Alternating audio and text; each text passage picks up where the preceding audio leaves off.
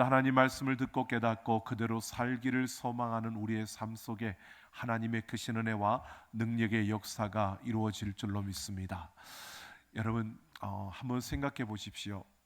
꿈을 꾸며 또 소망을 가지고 희망을 노래하는 사람과 아무 꿈도 없고 어떤 희망보다는 그냥 좌절과 절망 가운데 있는 사람, 또 꿈을 꾸고 희망을 노래하는데 잘못된 꿈을 꾸고 헛된 희망을 노래하는 사람, 이 셋 중에 누가 가장 불쌍하고 어리석다고 느껴지십니까? 우리가 꿈을 꾸지 못하고 희망을 노래하지 못하고 절망 속에 있는 것도 아픔이지만 그보다 더 큰 아픔은요, 잘못된 꿈을 가지고 헛된 희망을 가지고 달려가면서 자신의 인생의 그 시간을 그렇게 낭비하는, 가도 가도 점점 잘못된 길로만 가게 되는 바로 그런 모습이 더 불쌍하고 더 어리석고 더 안타깝게 보이는 그러한 인생의 모습일 것입니다. 우리에게 주어진 시간이 그렇게 길지도 않고 또 그 우리에게 주어진 시간이 얼마인지는 모르지만 그 시간을 낭비하는 것보다는 정말 바르고 참된 것을 향하여 한 걸음 한 걸음 나아갈 수 있는 그 걸음이 진정 복된 걸음일 것입니다. 이사야가 이 말씀을 선포하는 그때의 상황은요, 모두가 잘못된 그러한 꿈을 꾸고 헛된 희망을 노래하며 그렇게 달려가고 있던 그런 시대였습니다. 그래서 하나님은 이사야 선지자를 통하여 그들에게 심판을 이야기하고 또 그들에게 하나님이 원하시는, 기대하시는 하나님의 그 꿈을 그들에게 이룰 그 꿈을 보여주시고요, 그리고 포도원의 노래를 통하여 하나님이 얼마나 그들을 간절히 애절하게 찾고 또 그들이 돌이키기를 바라는지를 분명히 보여주셨습니다. 오늘 우리는 이 시대가 이사야 시대만이냐라고 생각했을 때 오늘 우리가 살아가고 있는 이 시대가 바로 이런 모습과 흡사하다라는 생각이 들어집니다. 여러분, 많은 소리들이 들려집니다.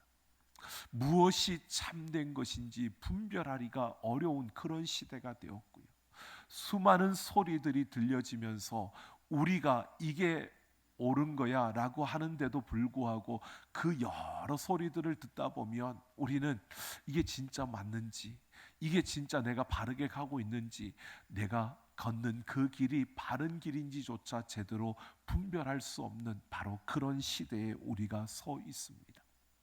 오늘 그래서 더욱더 우리는 이사야의 이 외침을 우리는 귀를 기울여야 하고 또 이사야의 이 외침이 우리에게 정말 바른 그 길을 갈 수 있도록 우리의 걸음을 인도하여 주는 그러한 하나의 또 나침반이 된다고 보여집니다. 이제 포도원의 노래를 부른 이사야가 이제 6장에서 다음 7장부터 펼쳐질 바로 그 포도원을 어떻게 하고 또 그 포도원을 하나님께서 새롭게 이끌어가는 그 걸음을 시작하는 그 이전에 하나님의 부르심을 받고 있습니다. 하나님께서 이사야를 부르시고 그에게 소명을 주시는 장면을 환상을 통해서 이사야를 부르시는데, 그러니까 하나님께서 이사야에게 그림을 보여주시는 겁니다. 근데 그 그림이 두 가지로 나뉘어지는데요, 오늘 이 두 개의 그림을 함께 살펴보면서 바로 하나님께서 이사야에게 주신 그 사명을 통하여 오늘 우리에게 무엇을 말씀하고 있는지, 그리고 오늘 우리가 이 두 개의 그림을, 이 환상을 우리가 함께 살펴보면서 오늘 우리가 이 시대 속에서 우리가 어떻게 살아가야 할 것인가를 함께 생각해 보려고 합니다.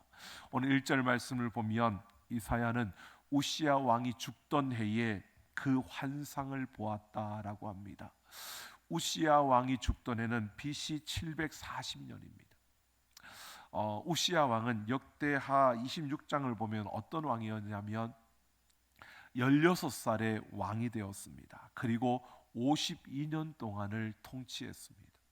여러분, 52년이라는 기간을 통치했다는 것은 아주 장기 집권을 한 건데, 이 장기 집권을 했다는 것은 절대 권력을 가진 자였음을 말해주고 있는 겁니다. 우시아는 그 아버지 아마샤 왕과 똑같이 하나님 앞에 정직하게 행하였던 그런 왕이었습니다. 그는 하나님의 말씀을 기초로 하여 그 말씀을 의지했고 그 말씀에 순종하는 왕이었습니다. 그래서 하나님이 그를 도우셨습니다. 그래서 그가 다스리는 이 통치 기간 동안 남쪽 유다는요 최고의 전성기를 누렸습니다. 그래서 농사와 경제와 목축과 군사와 그리고 그 건설 등 모든 분야에서 번창하고 안정된 그런 나라를 이루었고, 백성들은 참으로 평안한 가운데 거하는 그러한 시기였습니다. 그런데 이 우시야 왕이요, 역대하 26장 16절을 보면 그의 마음이 교만하여 악을 행하게 되어집니다. 그가 교만해진 겁니다. 오래도록 절대 그 권력을 가지고 부국 양병을 이루며 정말 그 최고의 그러한 나라를 이루어가는 그 가운데서 그는 교만해진 겁니다. 그래서 스스로 자기가 제사장이 해야 될 그 분향을 하려고 그 분향 성전에 들어가서 분향단을 들었습니다. 그때 아사라라는 제사장과 그 80명의 제사장들이 그것을 가로막았을 때 이 우시야 왕은요 분노합니다. 화를 냈습니다. 여러분, 화를 낸다는 것은요 내가 하고 싶은 것을 하지 못하게 하는 그것에 대해서 그가 분노한 겁니다. 이렇게 자기가 하지 말아야 될 일을 그 교만하여서 그가 행하는 이러한 걸음을 가로막는데, 거기에서 자기가 하고 싶은 것을 하지 못하게 했다고 분노하는 겁니다. 바로 그때 하나님께서 그를 심판하여 그의 이마에 나병이 걸리게 했고요. 그래서 그는 나병은 부정한 것이기에 왕궁으로 들어가지 못하고 별궁에 거하면서 그 별궁에 거하다가 그렇게 그는 죽음을 맞게 되는 것입니다. 그가 그렇게 죽은 때가 바로 BC 740년이었습니다. 그런데 보십시오. 이렇게 절대 권력을 가진 이가 어느 날 갑자기 이마에 나병이 들어서 왕궁에 거하지도 못하고 별궁으로 혼자 거하고 있습니다. 나라가 어수선하기 시작하는 겁니다. 백성들의 마음에 위기가 찾아오고 혼란함이 주어지는 겁니다.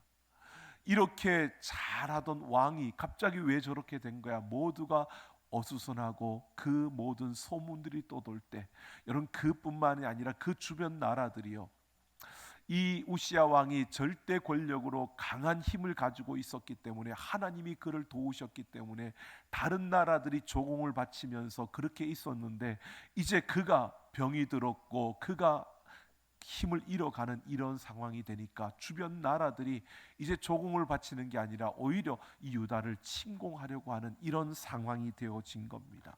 그러니까 유다의 또 다른 위기와 그런 힘든 시간이 그들에게 주어진 것입니다. 바로 그때에 하나님께서 이사야에게 환상을 보여주시는 겁니다. 하나님이 환상을 통해서 그림을 두 가지를 보여주시는데, 그 첫 번째 그림이 뭐냐면 하늘 보좌를 본 겁니다. 이 땅과는 다른 높은 곳에 있는 하늘 보좌를 보여주시는데, 그 보좌에 앉으신 이가 있고 그 앉으신 이의 옷자랑이 내려져서 성전에 가득한 이러한 모습을 본 것입니다. 그 하나님의 옷자락이 성전에 가득하다. 여러분, 성전은 바로 예배자들이 예배하는 곳입니다. 그러니까 그 예배하는 그곳에 가득한 충만한 것을 보여주고 있는 겁니다. 하늘 보좌에 앉으신 하나님의 옷자락이 예배를 드리는 예배자들이 선 그 성전에 가득 충만했다는 것입니다. 그러니까 현실은 지금 어둡고 절망적이고 또 현실은 답답하고 위기가 그들 앞에 주어져서 어떻게 해야 될지 모르는 그런 상황인데, 바로 그런 상황 속에서 하나님이 예배하는 그 예배자들이 있는 곳, 바로 그 교회에 하나님의 충만함으로 함께하고 있는 이 모습을 보여줍니다. 그러면서 그때의 스랍들이 거룩하다 거룩하다 만군의 여호와여, 그 영광이 온 땅에 충만하다고 그렇게 찬양을 합니다. 바로 하나님의 영광이 그곳에 충만하고 그 영광이 교회와 그 예배자들을 통하여서 온 땅으로 드러나게 되고, 그래서 온 땅에 충만한 영광을 이야기하고 있습니다. 그러면서 오늘 그 말씀의 4절에 오늘 보면 문지방의 터가 요동하며 성전의 연기가 충만하다, 바로 하나님이 그곳에 임재하고 있는 모습을 보여주는 것입니다. 구약 시대에 보면 하나님의 임재를 보여주는 게 그 연기가 충만함, 구름이 그 가운데 임하고 불꽃이 그 가운데 임하는 이러한 모습으로 이야기를 합니다. 그처럼 바로 그 성전에 그 연기가 충만하다라고 하는 것은 하나님이 그들 가운데 충만히 임하여서 그들에게 하나님의 영광이 주어졌고, 그 영광을 입은, 그 영광을 경험한 예배자들과 그 성전이 바로 온 땅에 그 하나님의 영광을 드러내는 이 모습을 지금 이사야에게 보여주고 있는 겁니다. 바로 우리에게 이런 사실을 말해주고 있습니다.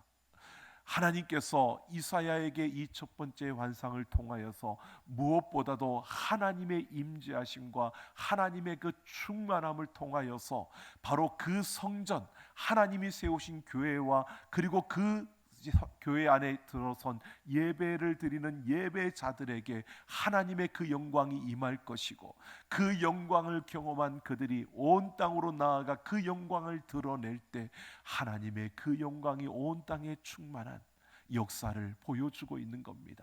이것은 하나님께서 바로 하나님의 자녀들, 그 하나님을 예배하는 예배자들, 하나님이 세우신 그 성전을 통하여서 하나님이 이 땅 가운데 일하신다는 역사들을 그 이사야에게 보여주고 있는 겁니다. 그러니까 오늘 우리는 이러한 것을 보게 됩니다.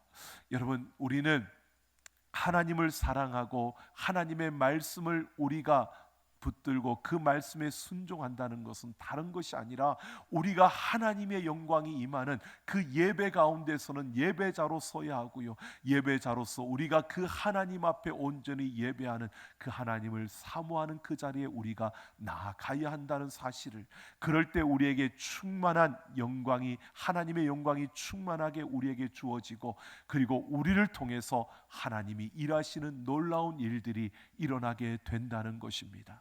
여러분, 우리 모두가 하나님께서 함께 하시는 하나님의 영광으로 충만한 예배자들이 되기를 예수님의 이름으로 축원합니다. 여러분, 오늘 이렇게 예배를 사모하며 예배 자리로 나온 우리들, 여러분 참된 예배자들, 무엇보다 여러분 그냥 일주일에 한 번 이게 아니라 우리가 예배를 진정으로 사모하게 되면 예배를 드리는 그 자리를 우리는 찾아가게 되고, 우리의 삶에서 그 하나님의 영광이 드러나고 하나님의 일하시는 놀라운 역사들이 우리를 통하여 펼쳐지는 것을 우리는 반드시 보게 된다는 것입니다. 우리의 중심에 예배를 사모하고 그 예배를 세우고자 하는 그러한 간절함과 그 마음으로 우리가 하나님을 붙들 때에 하나님의 영광으로 충만하게 될 뿐만 아니라 우리의 삶을 통해 하나님이 일하시는 놀라운 역사들이 나타나게 된다는 것입니다. 그러면서 5절을 보면 이사야는 또 다른 하나의 그림, 그 환상을 봅니다. 그가 화로다 나여 망하게 되었도다 라고 탄식합니다. 그러니까 하나님으로 인하여 그의 눈이 열리면서 두 번째 환상이 보여지는데, 그 그림 안에서는 자신의 죄를 보게 된 것입니다. 자신의 죄를 보는데 그 말씀에 보면 이렇게 말하고 있습니다. 바로 입술이 부정한 백성 중에 거주한다라고 이렇게 말합니다. 이 말은요, 자신의 죄만을 본 게 아니라 이 유다 모든 백성들의 죄를 이사야가 본 것입니다. 화로다 나로 망하게 되었도다라고 탄식하는데, 이것은 내 안에 있는 죄만 본 것이 아니라 이 백성들이 그 죄 가운데 있는데 그 중에 서 있는 나의 죄를 본 겁니다. 그러니까 모두가 죄인이고 모두가 그 하나님 앞에 죄를 지은 이러한 유다 백성들의 그 죄 가운데서 이사야는 자신의 그 죄를 깨닫고 그 유다를 대표해서 하나님 앞에 내가 죄인임을 그가 인식하고 인정하고 있는 겁니다. 그래서 그가 내가 죄인이라고 이렇게 고백하고 있는데요. 그래서 나로 망하게 되었다라고 했을 때 6절 7절에 보면 스랍 중에 하나가 핀 숯을 가지고 이사야에게 와서 입술에 대며 내 죄를 사하였다고 용서를 선언하는 겁니다. 그러니까 천사가 핀 숯을 가지고 와서 입술에 댑니다. 여러분, 입술에 댔다는 것은 정말 그 입술에서 그가 나오는 그 모든 부정한 것들이 사여지는 이런 역사를 말하여 주고 있는데요. 이것은 그냥 용서하는 것을 말하는 게 아닙니다. 핀 숯을 불을 입술에 대면 뜨겁고 고통스럽습니다. 바로 그들에게 고통의 시간이 더하여지면서 그 고통 가운데서 하나님이 그들을 정하게 하는 이 역사를 보여주고 있습니다. 지금 이스라엘 백성들과 이사야가 회개를 한 것이 아닙니다. 그냥 하나님이 주권적으로 그 핀 숯을 가져다가 그들의 입술에 떼어 주온 것입니다. 그리고 그들을 정하게 만들어 주신 겁니다. 그것은 그들에게 그냥 정하게 한 것이 아니라 고통의 시간이 주어지는데, 그것은 바로 그들에게 역사적으로 보면 바벨론으로 포로로 끌려가는, 그들이 멸망을 당하는 그 고통 속에 그들이 거하게 되고 그 고통 가운데서 하나님이 그들을 정하게 하시는 하나님의 손길을 말해주고 있는 겁니다. 잠시 동안 그들을 고통 속에 집어넣는 것입니다. 그때 이사야에게 하나님의 음성이 들려집니다. 내가 누구를 보내며 누가 우리를 위하여 갈꼬? 라고 하는 하나님의 음성이 들려집니다. 보십시오. 죄로 가득 찼던 이사야의 그 모습 속에서 하나님이 그 죄를 정하게 한다고 핀 숯을 입술에 대었을 때, 이 죄를 용서함을 받았다고 선언되어지자 이제는 이사야의 귀에 하나님의 음성이 들려지기 시작합니다. 그리고 그 음성에 누가 우리를 위하여 갈고 하는 그 음성에 내가 여기 있나이다 나를 보내소서라고 이사야가 그 말씀에 반응하며 자신을 내어놓는 이 모습을 보여주고 있습니다. 여러분, 이사야가 이렇게 부름을 받는 이 장면이 두 번째 그림에서 나오는데요. 근데 이사야에게 하나님께서 소명을 주시는데 9절 10절을 보면 그에게 주어진 사명은요, 백성들의 마음을 둔하게 하며 그들의 귀가 막히고 그들의 눈이 감기게 하라는 것이었습니다. 그들의 마음이 둔하여서 하나님의 말씀이 들려져도 분별하지 못하게 하고, 그들의 귀가 가려져서 그들이 들어도 그것을 듣지 못하게 하고, 그들의 눈이 감겨져서 봐도 볼 수 없게 만드는, 그렇게 하라는 겁니다.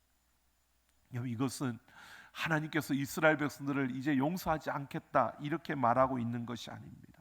하나님이 진정으로 그들이 돌이켜서, 그러니까 형식적으로 가식적으로 회개한다고 그렇게 말하고 하나님을 우리는 사랑한다고 말하는 이것을 원하는 것이 아니라, 그들의 마음이 둔한 이것이 깨뜨려져서 그들이 하나님의 말씀을 바르게 분별하고 하나님께 집중하며, 그들의 귀는 하나님의 음성을 듣고 그들의 눈은 하나님의 그 말씀을 볼 수 있는 이러한 자리에 그들이 돌아서라고, 그 자리로 나와야 한다고 지금 이것을 이사야에게 말해주고 있는 겁니다.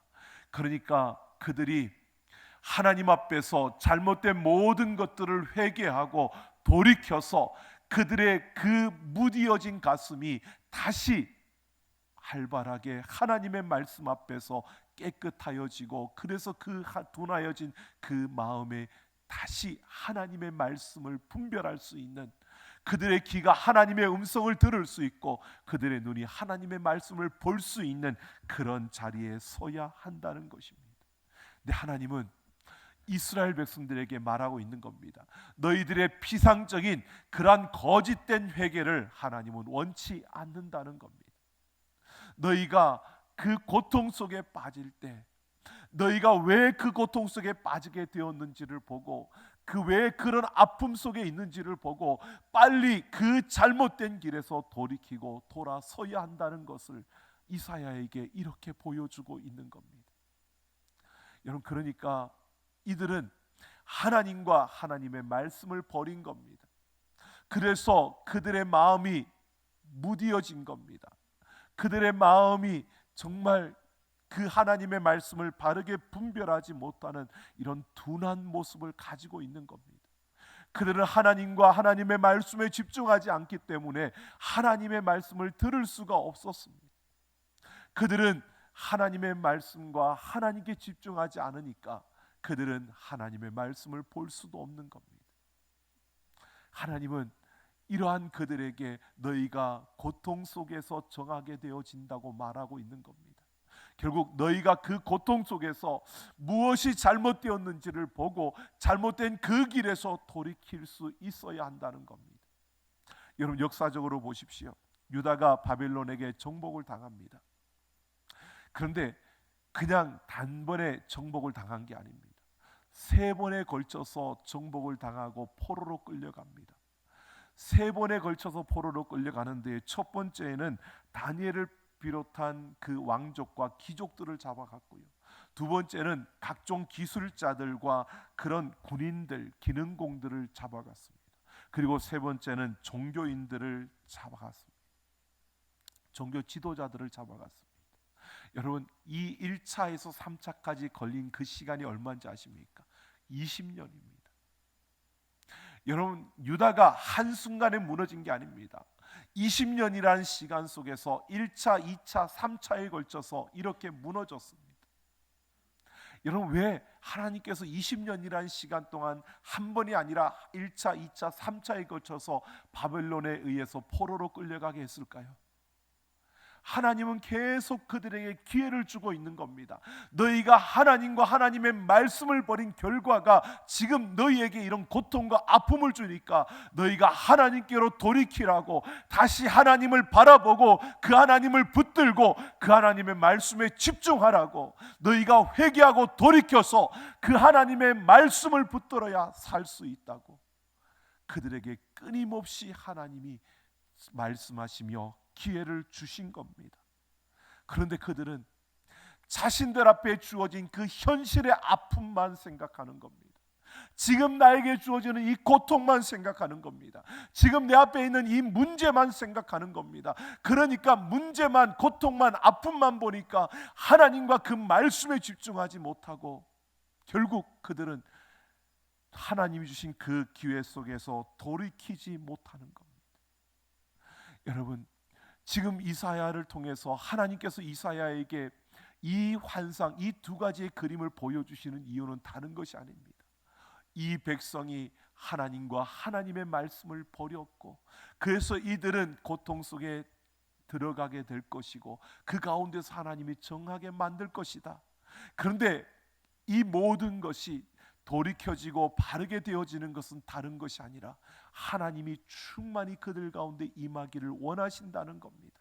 하나님은 그들 가운데 충만히 임하여서 그들이 하나님의 영광을 경험하고 그들의 삶으로 나아가 그 하나님의 영광을 드러내고 그 하나님의 영광을 선포해 주기를, 하나님은 그렇게 그들을 통해 하나님의 일을 이루시기를 원하신다는 것을 지금 보여주고 있는 겁니다. 오늘 하나님은 이 시대 속에서 우리에게 이렇게 말씀하고 있습니다. 여러분, 많은 어려움이 있습니다. 많은 문제들이 우리 앞에 펼쳐집니다. 여러분, 수많은 소리들이 들려오고 정말 많은 안타까운 소식들이 우리 앞에 있습니다.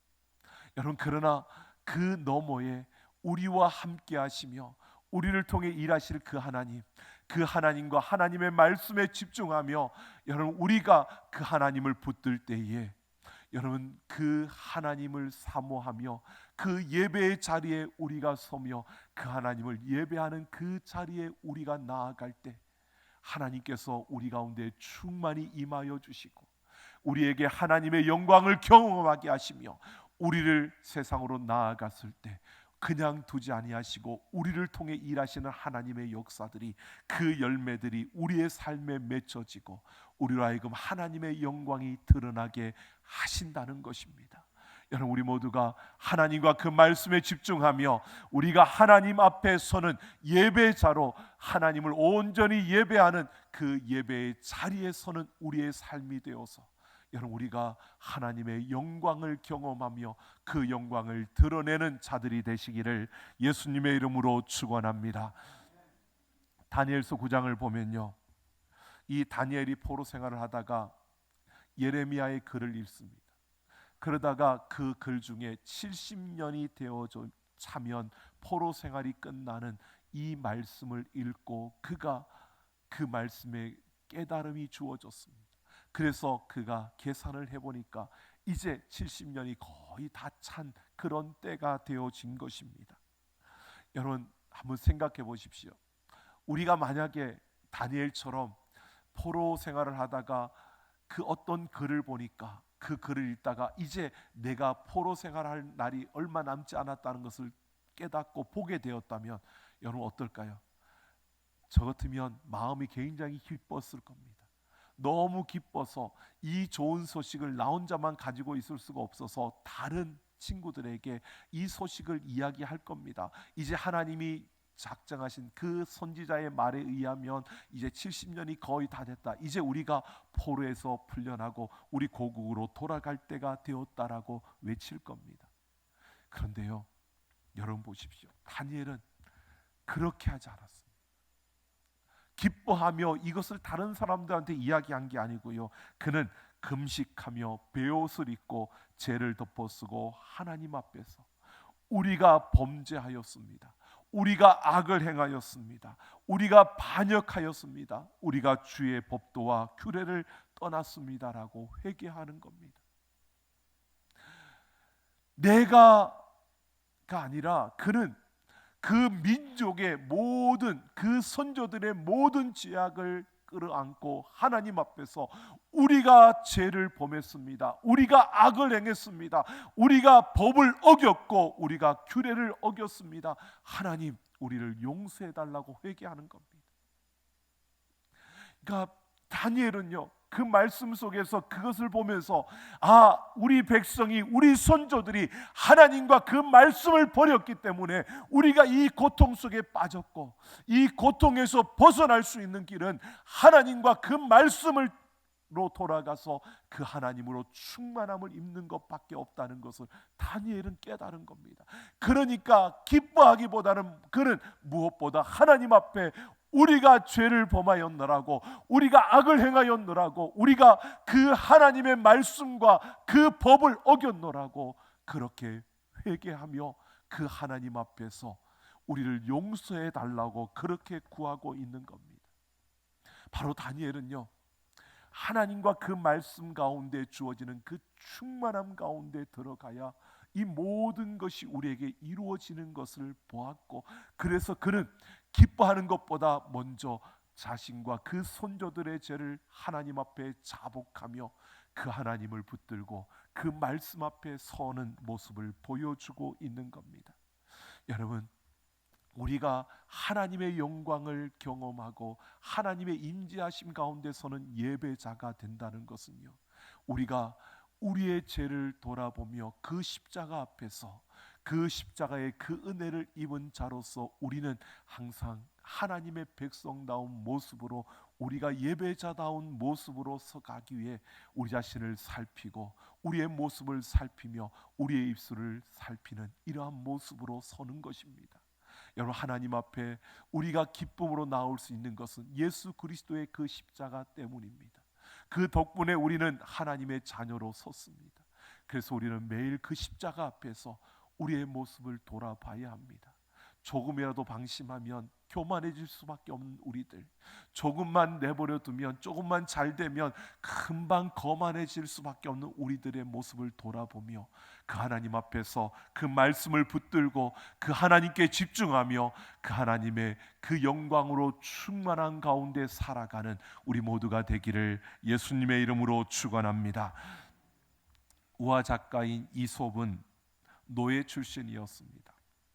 어릴 때 그 주인을 섬기는 노예로서 한 가정에 그렇게 섬기고 있었는데, 어느 날 주인이 이 이솝을 부르면서 대중 목욕탕에 가서 사람이 얼마나 있는지 보고 오라고 심부름을 시켰어요. 이솝이 갔습니다. 가서 보니까 사람들이 많이 있었는데 이솝이 돌아와서 주인에게 그렇게 말합니다. 목욕탕에 사람이 하나도 없습니다 라고 하는 겁니다. 주인이 그러면 내가 한가하니까, 이 목욕탕이 한가하니까 내가 가서 목욕을 해야 되겠다라고 목욕탕을 가서 보니까 사람들이 가득 차 있는 겁니다. 주인이 화가 났습니다. 그래서 바로 돌아와서 이솝을 불렀습니다. 그리고 네가 왜 나한테 거짓말을 했느냐고 그를 책망합니다. 그러자 이솝이 이렇게 이야기합니다. 목욕탕 입구에 큰 돌이 있어 매우 불편한데 그것을 치우고 들어가는 사람이 한 사람도 없기에 그렇게 사람이 하나도 없다고 보고했습니다 라고 하는 겁니다. 여러분, 이 이야기를 한번 생각해 보십시오. 이솝은 사람은 많은데 사람다운 사람이 없었다는 것을 말해주고 있는 겁니다. 여러분, 그가 보는 눈이 참 남다르지 않습니까? 사람이 사람답지 못하면 그건 사람도 아니라는 겁니다. 여러분, 한번 보십시오. 이 땅에 많은 그리스도인들이 있습니다.